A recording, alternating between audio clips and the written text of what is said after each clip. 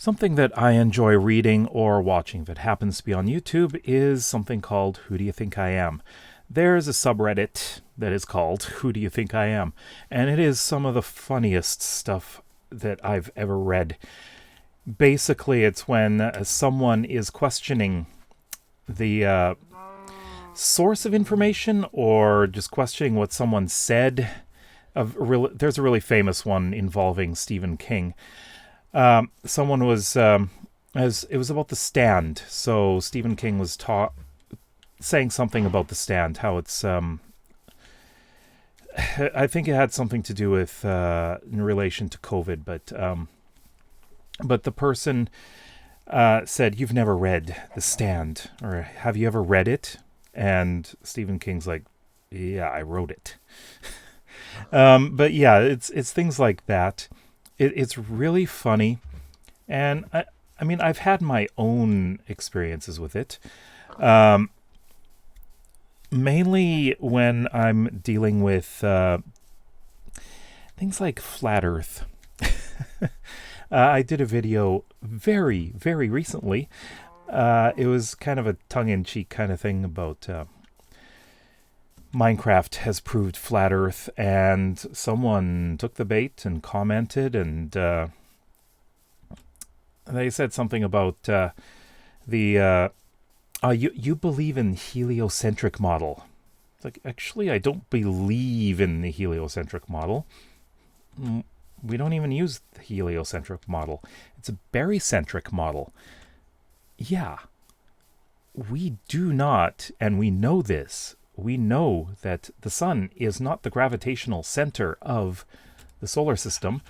The barycenter is the gravitational center of the solar system, and it isn't even inside the sun. It's just outside the sun. So, yeah, when people who are flat earthers try to present this information, or they want to do some kind of big gotcha thing, they don't seem to understand that, the person you're speaking to may be far more knowledgeable about this kind of thing. I have a degree in physics and astronomy, and I focused on planetary astronomy. Planetary, which includes things like, the solar system, planets, gravity, orbits, stuff like that.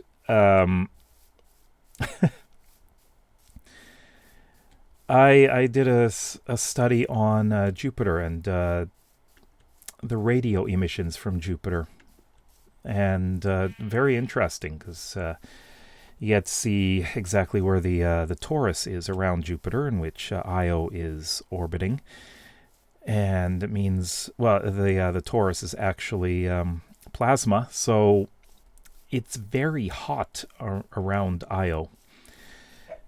Plus, there's a ton of radiation coming from Jupiter. You're not going to survive there. Nope. That's why going to Jupiter and trying to settle on Europa, for example, is not a good idea. At least not until we've figured out how to shield ourselves from that much radiation. And don't start on the Van Allen radiation belts, because the amount of radiation you get is actually not that significant. Plus, the ships have a good amount of radiation shielding, so it's not a concern. But anyways, I've had similar experiences with like Minecraft, and it's kind of funny. It's not really so much people trying to question whether I know what I'm talking about with Minecraft. I'll let you know. I'm terrible with redstone, even though I studied physics. This included electronics. So I have done things. I've created a calculator. I've created timers. Things like that with electronics. And when it comes to redstone, it's like, what's this? Yes, I am going to do more tutorials in redstone. Guess what? Doing the tutorials helps me learn. I learn about them. Once I've done them, I'm going to be able to do redstone far better than I do now. It's that kind of thing. I'm pretty hands-on. If I am doing something, like actually doing it while learning how to do it, I tend to learn quite quickly about it. So once I do the tutorials on Redstone, I'm going to be a lot better at Redstone than I am now. I use tutorials myself for that. But just, I don't know, it was quite a while ago. It was quite funny. A couple of examples when I joined Adults Craft.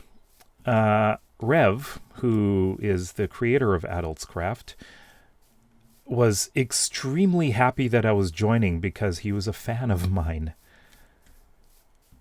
No, he was a fan of mine. Yeah, he was a fan of my channel. And it's quite funny because I only had about 100 subscribers at the time. But yeah, that was fun. A while later, when I was starting to watch Twitch, this is before I was streaming, I had maybe 1,000 or so subscribers on YouTube at the time. And I went into Griffin Prime's stream. And I said, hi. And he's like, oh my God, you're here. You're actually here. It's like Griffin, what the heck? Of course, Griffin's not like that now when I'm in there, but I just found it absolutely hilarious that he was a fan of mine back then, and just the way he was reacting was funny. I was like, my own reaction to it was like, I'm not a big YouTuber. What are you doing? But I guess no matter how big you are, you could have people who are big fans. But they knew who I was, and they were really, really happy to see it or see me. It's just funny. But the other thing is, whenever I have made comments or replying to someone regarding like English grammar or something, I am sometimes I've got people questioning me, like, what do you mean? You're wrong. You're wrong about this. No, I'm right. Even though native speakers, let me just tell you, native speakers don't always know the grammar rules which they're trying to use. There are a lot of people that make mistakes. But I was involved in English grammar extensively for multiple years. Like, everything was just drilled into me daily because of the work that I was doing. I taught English, and English grammar was what I loved to focus on. What I do now in my job is academic writing. I don't do the writing myself, but I read people's papers. These are students' papers, and I give them... and I shouldn't say it's like editing. It's not editing. It's not proofreading. But what I do is teach them the grammar that they are supposed to use, rather than give them the fix. Like, that's not what I'm supposed to do. I'm supposed to tell them, like, the how they're using something is incorrect. This is how to use it. Here are some examples, and now you can fix it. You have multiple examples of this mistake in your paper. That kind of thing. So basically, I'm teaching them how to fix their mistakes, and hopefully it sticks with them. And it's not just grammar. There's punctuation. Yes, I know how to use a semicolon really well. A lot of people don't. And other things like that, you know. Although my least favorite is references, and I don't really have to do that often anymore. I just have to look for consistency. It's just that every university has their own way of doing references. Some of them have their own modified forms of references, and like it could be AP style or things like that. But they may not do it exactly as recommended in the style. So they have their own guidebooks. So this is a reason why we don't correct their referencing. And so we just have to go through their referencing both in text and in the reference list. Look at their citations and just tell them there's some inconsistencies here. You may want to check your handbook. That's really all we can do with that. And of course, how to structure an essay. That's the fun part, isn't it? Yeah. Essay structure. Everyone hates that. How do you do a thesis? How do you do a thesis statement? That was always my least favorite thing when I was in school. But anyways, I'm more of a grammar person, and it's funny how many times I've been questions like, how would you know? And I would tell them, I've been an English teacher for multiple years. I think I know, and I specialized in grammar. So thanks for questioning my expertise on that. Mm-hmm. So if there were anything that I would say that is my highest level of expertise, it would be English grammar. Mostly because that's what I've worked in for many years.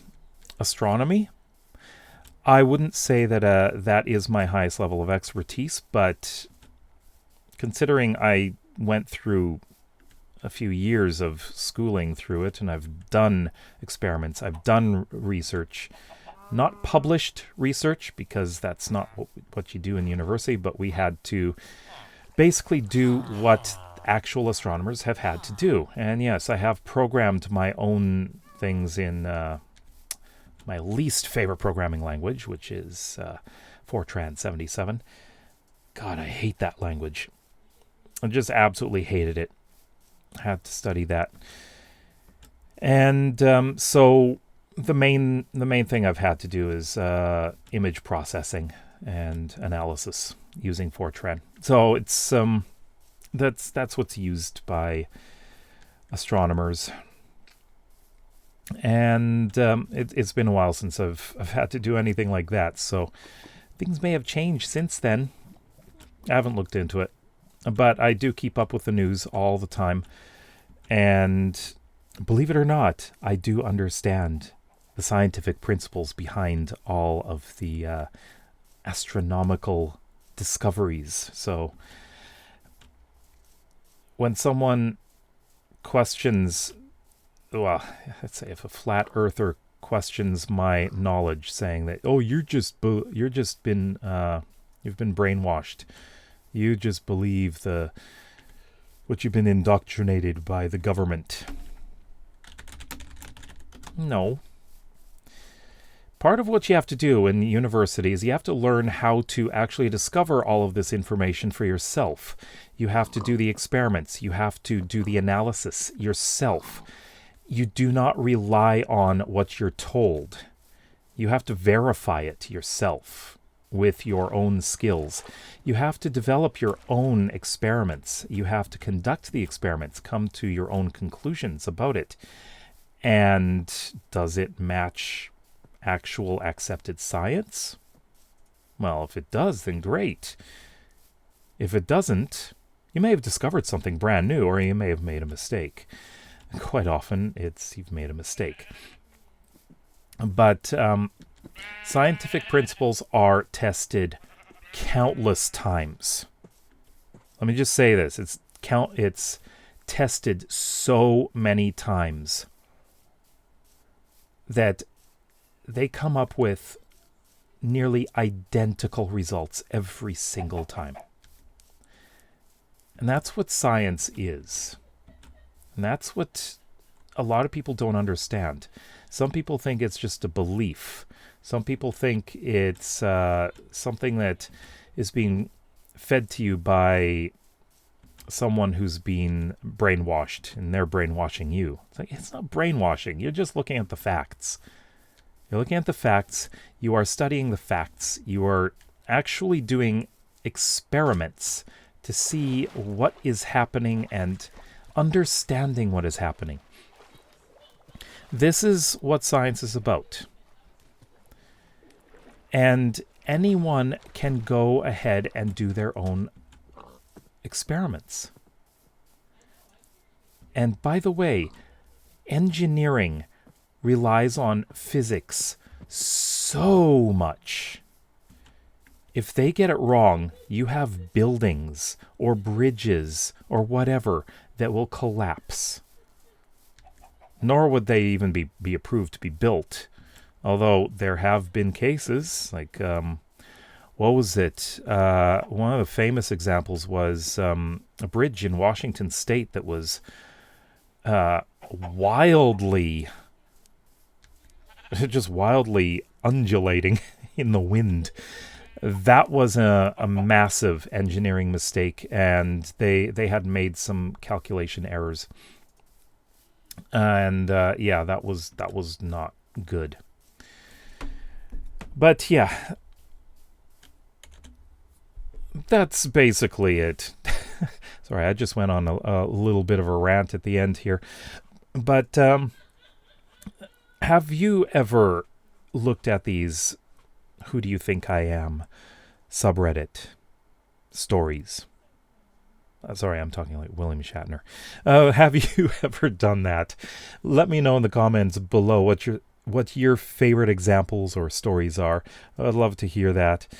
If you like videos like this and would like to see some more, then please consider subscribing to this channel as well as my main one. We'll see you tomorrow. Bye-bye.